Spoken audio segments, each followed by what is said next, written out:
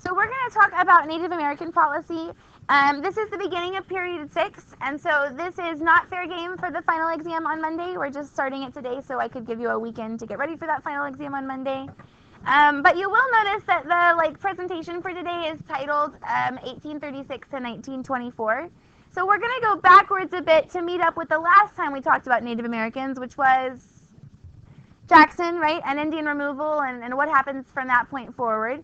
And then we're going to go ahead to what I think is sort of a logical stopping point when we're talking about Native American policy to 1924 with the passage of the American Indian Citizenship Act. So we'll get there in the end. So this is sort of trying to encompass the bulk of Native American relations. And again, like when we began talking about slavery and sectionalism in the country, I think it's important to remember to give our sort of ancestors a bit of a chance here. There are plenty of things we're about to say where the best response we can get is, yay, America, right? I mean, you can probably predict the story, right? You think there's going to be some treaties? You think we're going to break the treaties? You think we're going to be racist and kill people? Absolutely, right? It's not a surprise. So we know that this kind of negative stuff is coming. But that being said, there are also some things we need to keep in mind. First of all, just like there was sort of this myth that Native Americans didn't hurt the land at all, or they were this pristine, perfect environmentalists, whatever. And we know that the reality is that they didn't have the kinds of technologies that European settlers came in and used. Native Americans still did do a lot of damage, do plenty of damage to the land as well, like slash and burn agriculture, for example. Was a deforestation method, for example, used by Native Americans sort of back in the colonial era. In the same way, there's a bit of a myth that Native Americans are purely passive, that they have things done to them, right? That they sign these treaties, and they're these wonderful, noble people, and they never ever do anything wrong, and the U.S. government just abuses them and violates the treaties and, commits mass genocide. And although genocide definitely does occur, we do want to remember and not sort of strip away the Native Americans' agency. They don't just sit back and do nothing. And sometimes it makes things worse, the actions that they choose, although it's hard to fault them for the actions they choose given the situation they face. But to give an example, when the Native Americans began to attack, even in small numbers, to attack bands of white settlers moving through their territory, what is the result of that? Native Americans began attacking white settlers moving through their area. We're going to attack them back, right? And when we attack them once, as is logical, the Native Americans are probably going to respond by attacking more, right? By assuming that if we massacre a group of them, that they're going to take that as an act of war and they're going to respond as though they were at war, right? Now again, it's not like we can fault the Native Americans. Clearly, they have been wronged. They were promised things that were not delivered to them. But that being said, their violence provokes more violence. And this, we'll talk about it when the notes are over. Is there a better response? Was there any other possible way for this to have all gone down? Is it better to die fighting than to just die passively? Or does that mean that dying is the only option? Or was there some other way for this to go? We'll get to that later. So just sort of keep that part in mind. The last thing I want you to keep in mind, and we'll actually begin as we discuss, this is a map of sort of all of the major Native American tribes from the point of American colonization. And most of the tribes in the green area have been pushed out, either killed, eradicated by violent American policies, or simply pushed, like the Cherokee, west of the Mississippi River.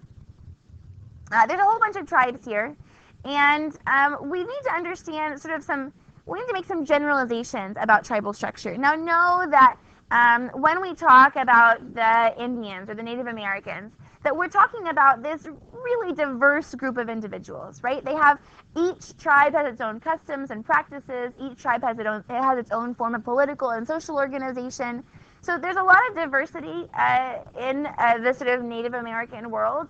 But to generalize, we can talk about, for example, that most Indians left after 1865 are going to be living west of the Mississippi River on the Great Plains. And most of those tribes that exist after 1865 are going to be these nomadic, these typical Plains Indians, right? Your stereotype in your head of what an Indian looks like, the feathers and the horse and the teepee and so on, those are Plains Indians. And they're going to have a lot of commonalities. They're going to live nomadic lifestyles.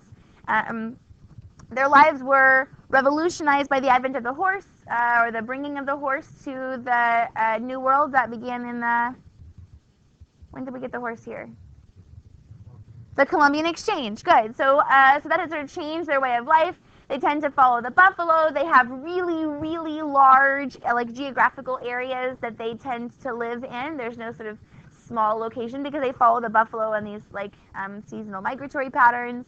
The Plains Indians also tend to have a very decentralized political structure, and it makes sense. If you're living a nomadic, like, hunter-gatherer lifestyle, can you support, like, are the Great Plains going to support large settlements of people in one place?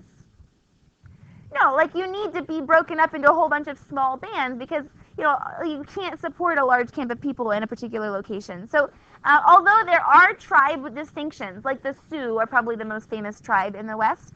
The Sioux is a tribe of large numbers of Native Americans, and they all identify as Sioux, and they have similar cultural understandings. They celebrate similar religious, like, feast kind of things. So the idea of the Sioux as this, you know, big distinction of Native Americans is accurate and flawed. Because although it's true that there is this one group, the Sioux, within the Sioux there are a whole bunch of smaller bands, and each band is going to have its own leader, who they will typically call a chief. So the reason I'm going into all of this is to say that we've got to cut a little bit of slack to mostly well-meaning American military officers who might negotiate with Chieftain Maya here, who says she's a Sioux, she's a chief. Chief means leader, right? Yeah, you're a leader. Remember that there's different languages going on here. It's hard to communicate anyway. So, okay, I get it. She's a chief. She's a Sioux. Cool. Let me negotiate with you. Let me get a treaty signed with you about what you're going to do, where you're going to stay, and what I'm going to do, and where I'm going to go. And then when it turns out that 6 months later, my Americans, who I've told to abide by this treaty, get attacked by a band of Sioux, I'm going to think that Maya screwed me over, right? I'm going to think that she rescinded on her treaty. But it wasn't Maya. Maya and her Sioux abided by the ingredient. The ingredient? Oh my gosh. By the agreement that they signed. It's another band of Sioux who are culturally similar, who agree to the same, or you know, perceive themselves as belonging to the same ethnic group, but who have a different leader who didn't agree to that treaty, who don't see it as binding to them. And you might call it willful ignorance, because surely the American military could have figured that out, you know, like that this is something that's going on. But oftentimes this also leads to more escalation, right? I feel like as a U.S. military officer, I've done the right thing. I signed the treaty, I abided by the treaty, I got my officers to enforce the treaty as I thought that it was meant to be, and it was those gosh darn Indians who broke the treaty. So now I'm going to have to go fight the Indians because they broke the treaty. And really, there's a lot of misunderstanding to go around. So again, plenty of bad stuff about to happen here in our discussion of Native American policy, and we need to condemn that bad stuff and recognize the need to make amends, and we also have to understand the situation at the time that might have contributed to these things going on. Okay, so let's talk about the sort of first major, like, concerted effort at a national Native American policy. This is going to come in 1834, and it's called the Indian Intercourse Act. The Indian Intercourse Act. And the Indian Intercourse Act is going to basically say, look, Indians need to go west of the Mississippi River, and there they will be protected by the U.S. government. Because under the Indian Intercourse Act, no white people are supposed to be able to go into what is Indian country or Indian territory. You can see it in the map in red. White people are supposed to stay out of Indian country unless they have a specific license from the U.S. government saying where they're going to go, why, and when they'll be back. So this seems like it might have been a good compromise, right? Give the Native Americans a whole bunch of land. There's plenty, you know, this is their traditional hunting grounds. There's no limits on their freedom of movement. And the Americans, you know, maintain control, white Americans maintain control of, like, the more settled areas, right, on the coasts, and then in the more settled, like, Old Northwest. The problem is that in 1836, we begin to see migration to Oregon, right? Which is going to heat up moving into the 1840s. Then in 1849, we've got the 49ers. The California Gold Rush, right? Now all of a sudden there's people who are trying to pour into California. You think they're going to go carefully around the southern border of Indian country through Texas? No. They're going to go right straight through Indian country. You think they're going to get a license? Not most of them. You think the U.S. military has the resources or desire to try to go into Indian country and make sure that nobody crosses it illegally? And short of the Indians building a big wall, there's not much they can do to keep people out either, right? So now we begin to see violations of this Indian Intercourse Act. So in the 1850s, the U.S. government begins to sort of shift course. Although there's no monolithic law passed that changes officially the Indian Intercourse Act, in the 1850s we begin to see a shift to phase 2 of Indian policy, which is concentration policy. In concentration policy, we're going to, rather than give, here's this whole giant territory for all the Native Americans, we're now going to begin defining areas by tribe. And in doing so, we open up a nice corridor through the center of the Great Plains for Americans to move west, for us to build the Transcontinental Railroad, for people to move into California and Oregon and so on. So concentration policy is going to sort of set more defined limits for the various tribes. Now, I don't mean to confuse you, so maybe stop or get to a point where you can stop writing and start listening here. But lots of times students get confused between concentration policy and then what comes next, which is reservation policy. You know what an Indian reservation is. You've heard of that before. So we're not to reservation policy yet. There's more I want to talk about under concentration policy, but just to make sure that you can distinguish between the two. Concentration policy is important because although it is reducing the amount of land given to Native Americans, they still have lots of land, like a whole state's worth of land, you know, big, broad areas. And the land that is given under concentration policy is the land of the Native Americans' choice. It's where their tribal homeland is, right? This is where they traditionally have been. This is where they have been hunting, where they have established dominance. They're given land, or the barriers to their land, or the boundaries for their tribe are simply more finite definitions of where they have always lived, right? Now there's a little bit of finagling. The U.S. government, again, kind of pushes the Native Americans north and south to clear that corridor in the middle, but still big, large areas and in the traditional homeland of Native Americans. That will change when we get to reservation policy.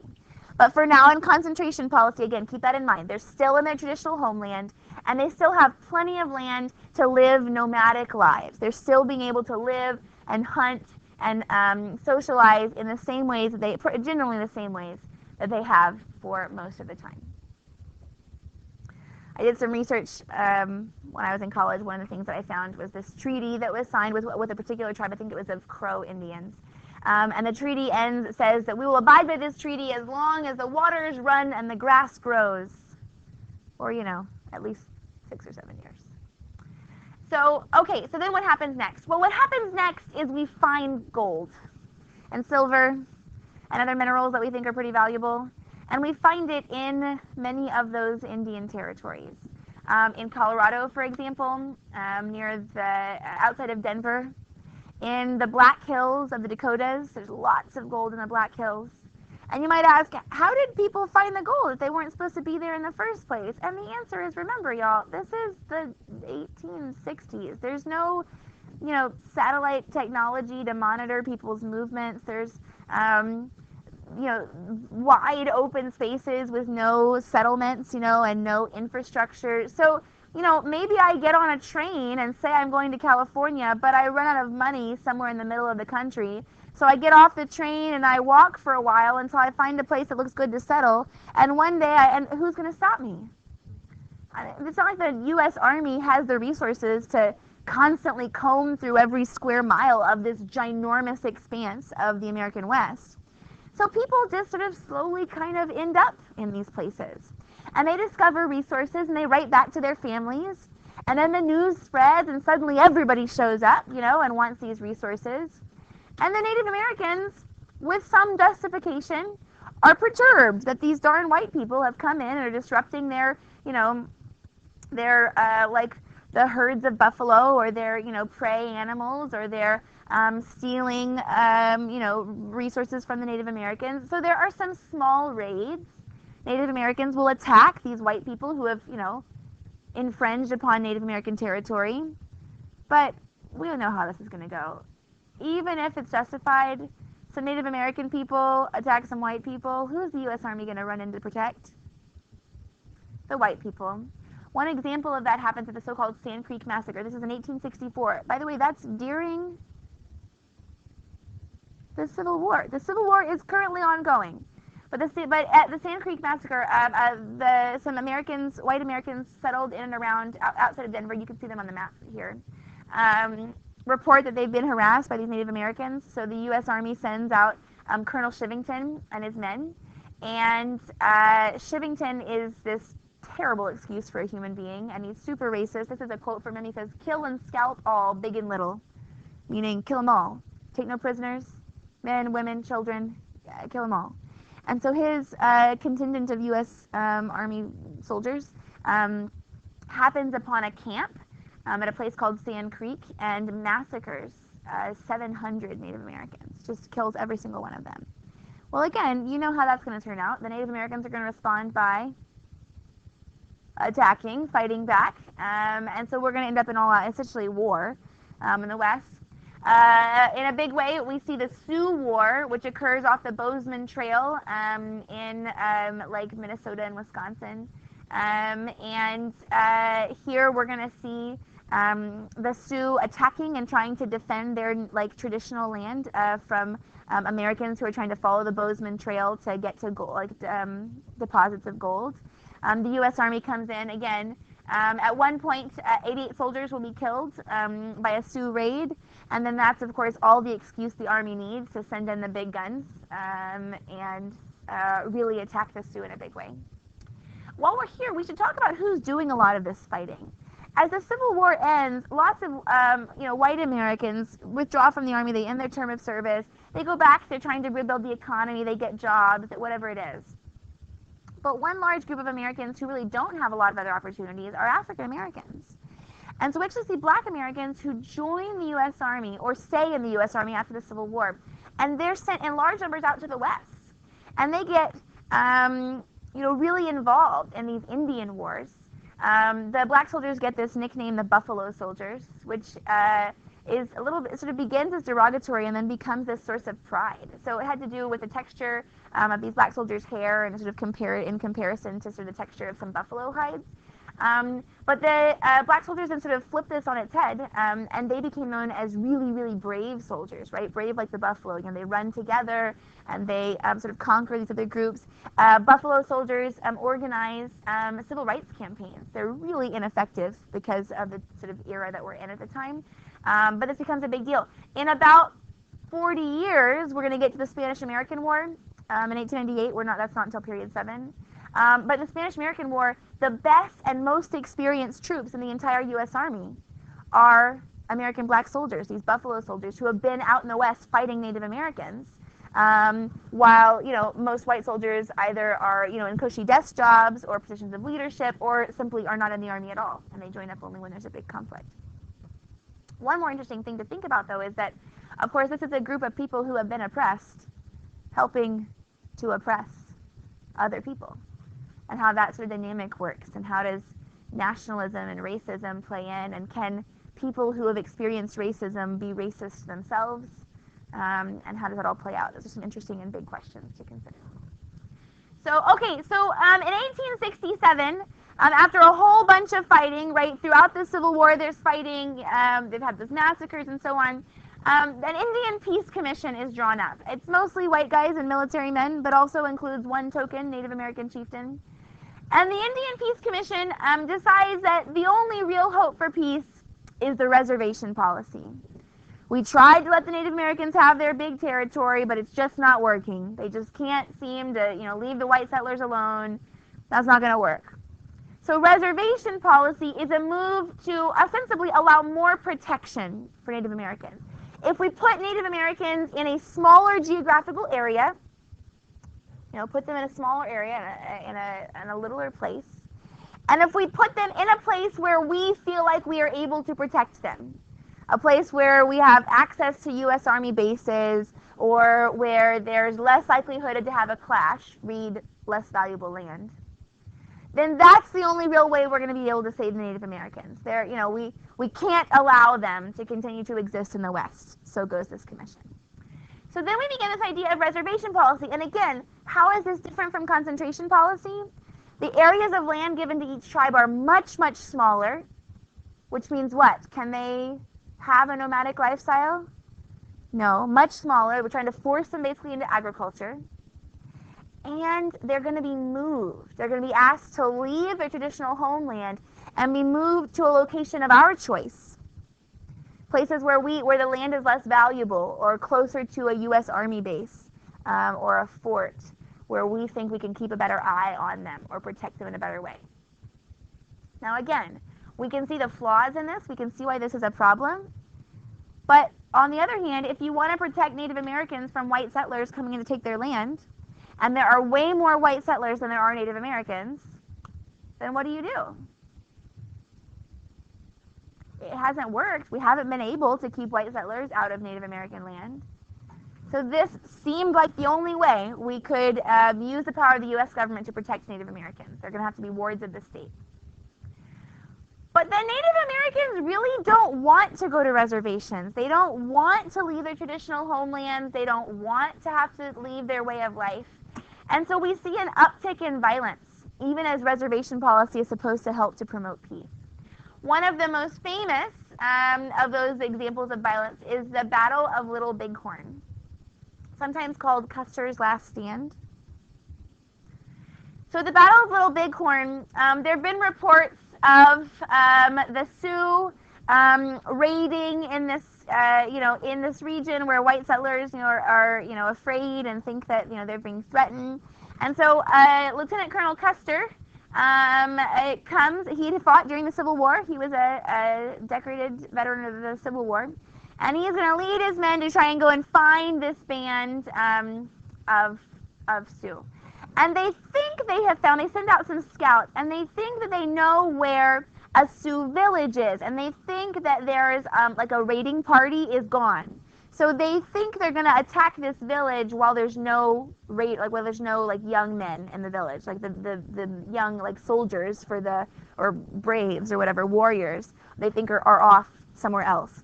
And so they basically are planning to massacre a group of the old people and women and children.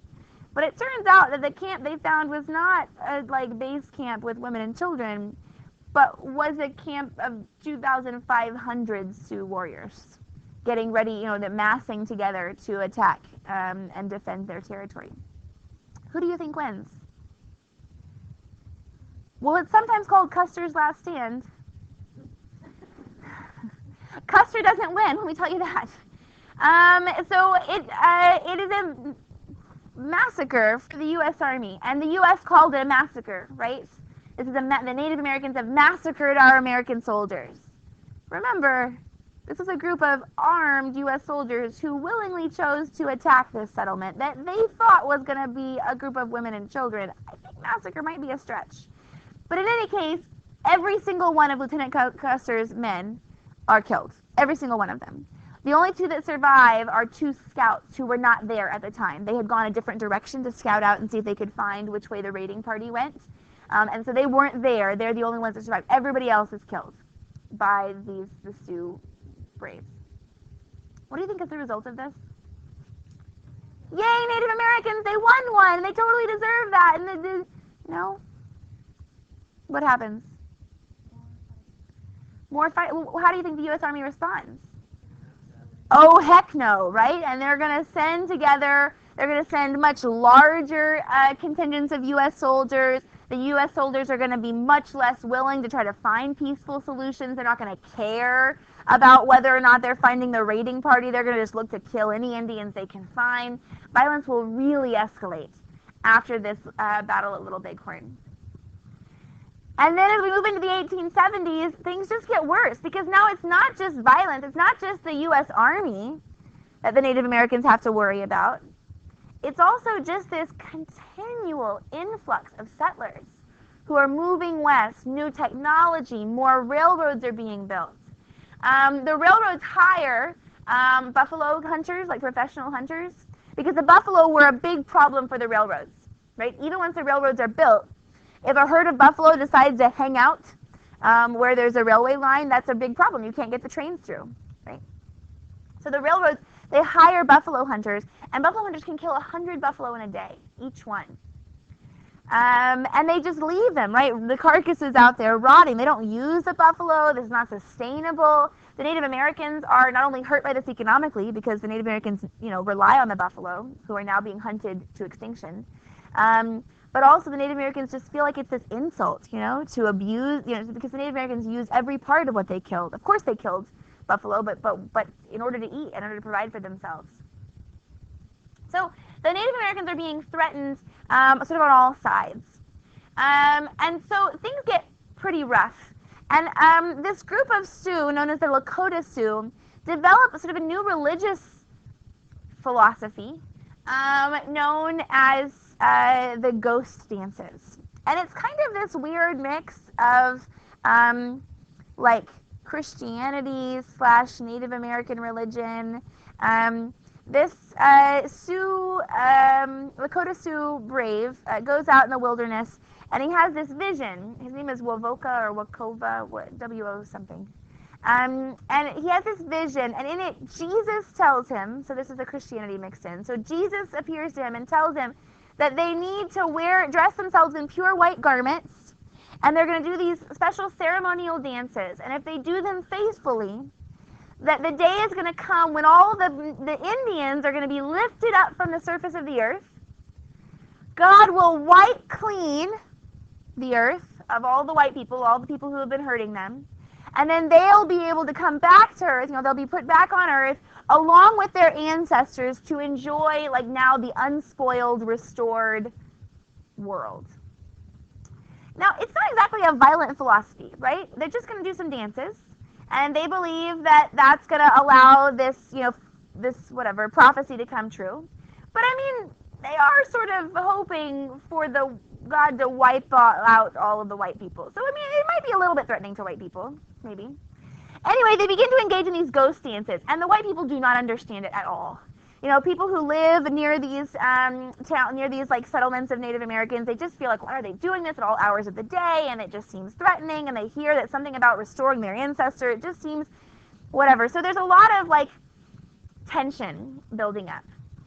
Then the U.S. Army rounds up a group of Sioux, and they're getting them ready to be put into a reservation. The Sioux have kind of given up.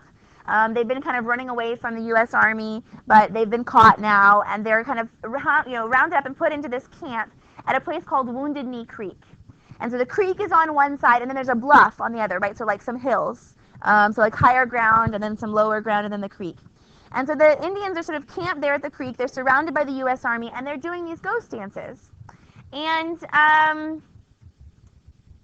the U.S. Army comes in and decides that they're feeling threatened, and they want to take away the guns of the Native Americans. Why might the Native Americans resist that? It's theirs, sure. What else? How do they live? Hunting. If I take your gun, can you hunt and feed your family? No. So the Native Americans resist a little bit, and by most reports, there's a young Native American who had some sort of mental imbalance. He was mentally disturbed, and he begins to fight back. So one of the soldiers trying to take his gun, and he fights back. And somewhere, somebody shoots. Nobody knows who. And then the U.S. Army, which surrounded the camp and had big guns, howitzer guns, sort of all around the camp, opens fire. And so all the Native Americans have had their guns taken away. They literally can't shoot back, and they're just being fired upon. Women and children try to escape. They run out across the creek. They try to run over to the side of the bluffs, and the U.S. Army just hunts them down, just follows them behind, finds them hiding in bushes, and just absolutely kills every one of them. This is the Wounded Knee Massacre in 1890. And this is a photograph, actually, of the aftermath. So these bodies are all frozen solid. You can see that it snowed. but it was a photograph that somebody took in the aftermath. And this is really the last, if you can call it resistance, this is the end of Native American resistance. It is clear that there is no way the Native Americans are going to be able to get what they want. And resisting is only going to lead to more death. And so we really see Native American resistance end in about 1890, and most are pushed into reservations. But even as the U.S. Army gets its way and pushes these Native Americans into reservations, the U.S. government kind of changes its mind and in 1887 passes a law called the Dawes Several Act. The Dawes Several, so D-A-W-E-S, Dawes Several, S-E-V-E-R-A-L-T-Y, the Dawes Several Act.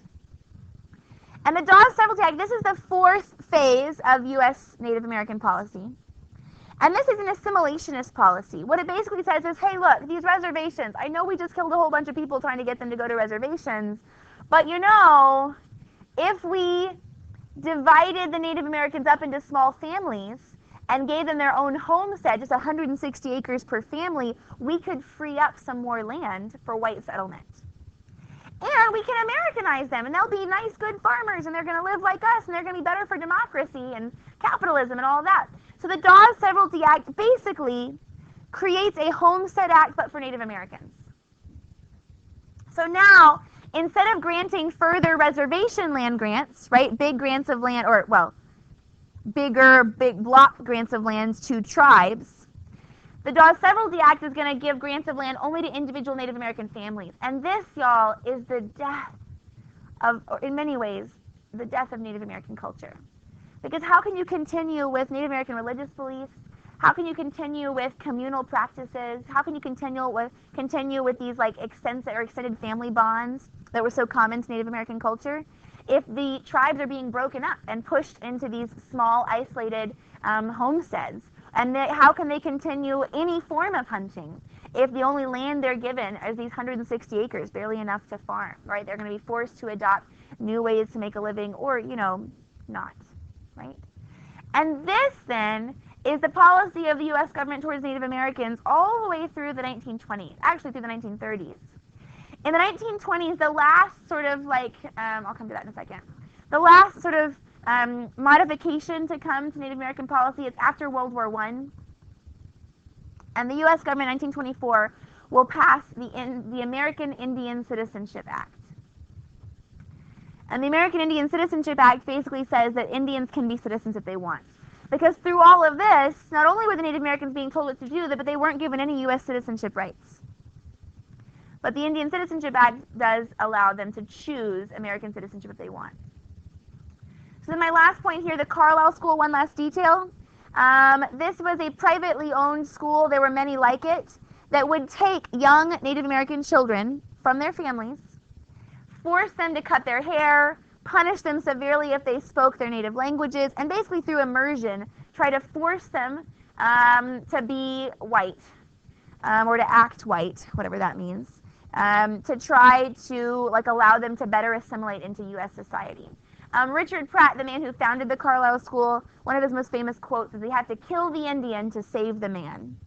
And although we can see the overt racism here that exists, we do need to once again remember that this was perceived as being the only way to save the Native Americans from complete extermination.